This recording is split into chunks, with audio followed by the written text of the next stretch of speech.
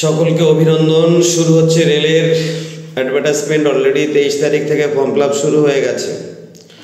সকলে চাইছি আমি সকলে অ্যাপ্লাই করো এবং নিজের চাকরিটা বুঝে নাও। এই পৃথিবীতে কাউকে কিছু দেওয়ার জন্য কেউ দাঁড়িয়ে নেই, কিন্তু নিজের অধিকার নিজেকে খুঁজে নিতে হয়।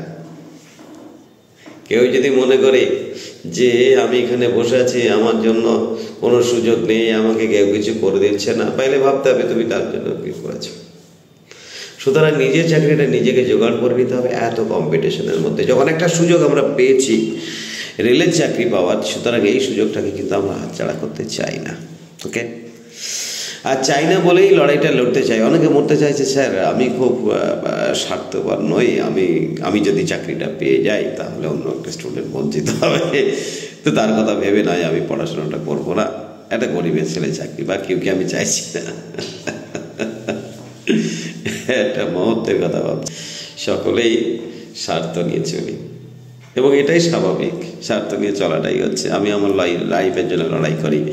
তাই কথায় আছে, তুমি কাউকে উপকার করতে পারছো না তো কই বাত নেই, কাউকে ক্ষতি করার চেষ্টা করো না। কিন্তু কাউকে উপকার যদি একদমই করতে পারছো না, তবে নিজে ভালো হও। আমরা প্রত্যেকটি মানুষ যদি নিজে ভালো হই তো দেশের উন্নতি, দশের উন্নতি, সকলের উন্নতি। আমরা 140 কোটি মানুষ, আমি তাকে মেরে লাগতে সকাল সকালে বোধ হয় 150 কোটি হয়ে গেছে। 150 কোটি মানুষ যদি আমরা নিজেরা ভালো থাকি তাহলে দেশ ভালো, তাই নাকি? আসলে আমরা সকলেই টুকটাক বেশি স্বার্থপর, বেশি, কেউ কম।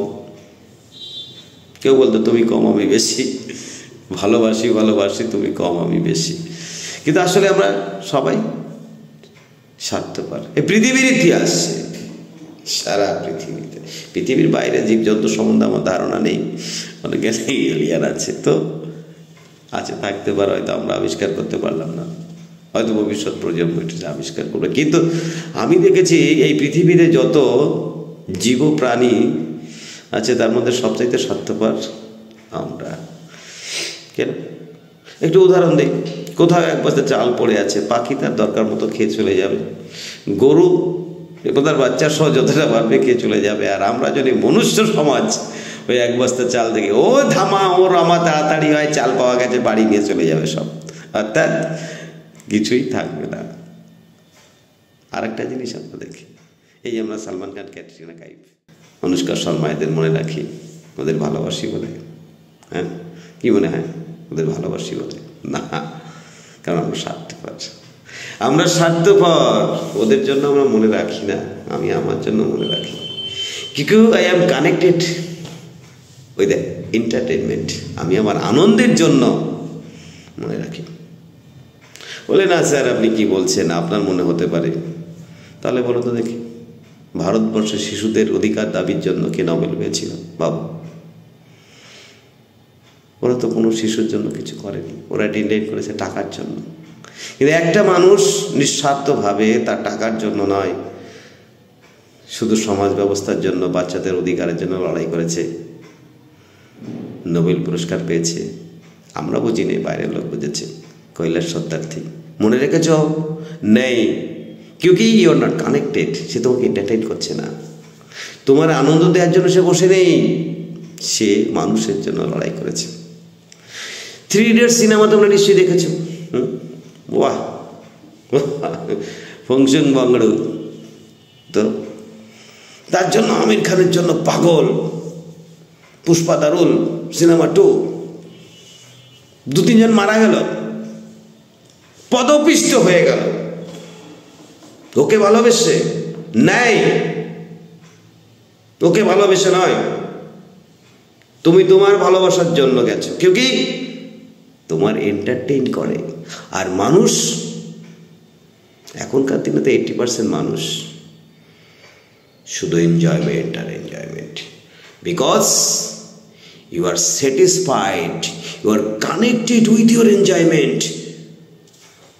এই বংশং বংড় কার উপর দাঁড়িয়ে সিনেমাটা তৈরি হয়েছিল, তার নাম হচ্ছে কি? সনম ওয়াংসুং, যিনি একজন ইঞ্জিনিয়ার, শিক্ষাবিদ এবং বিখ্যাত একটা আবিষ্কারক, যাকে আমরা কেউ মনে রাখি। অদ্ভুত ব্যাপার, মেরি কম মিডিয়াতে বলেছিলেন যে আগে জানলে আমার অলিম্পিক পদক পাওয়ার দরকার ছিল না। বলে কেন? মেরি কম অলিম্পিক পদক পেয়ে সর্বাধিক পেতে পারে 2 লাখ, 10 লাখ, 5 লাখ, 6 লাখ, 1 কোটি। কিন্তু মেরি কমের উপর সিনেমা করে ইনকাম হলো প্রায় 100 কোটি। হায় রে আবেগ! পৃথিবীর ইতিহাসে সবচেয়ে বেশি সিনেমা বের হয় এই ভারতবর্ষে। তারপর এক একটা সিনেমা 100 কোটি ইনকাম। कोई बात नहीं, इंडस्ट्री इज डेवलपिंग, আরও বেশি উন্নত হচ্ছে, ঠিক আছে।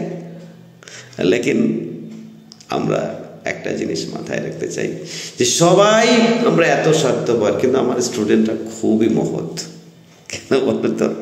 তারা মনে করে স্যার আমি যদি পড়াশোনা করে এই চাকরিটা পেয়ে যাই তাহলে ওই ঘরের কোণে বসে পড়ে থাকা ওই গরিব ছেলেটা চাকরি পাবে না। ঠিক আছে, कोई बात नहीं, আমি পড়াশোনা করব না, এটাকেই না।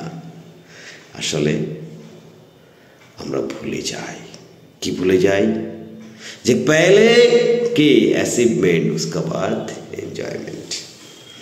मुझे पता नहीं मेरा प्यारे स्टूडेंट कब, कहाँ, कैसे, किधर से उसके मन में ये तय होगा कि अचीवमेंट पहले, उसका बाद enjoyment. Thank you very much. Follow the next video.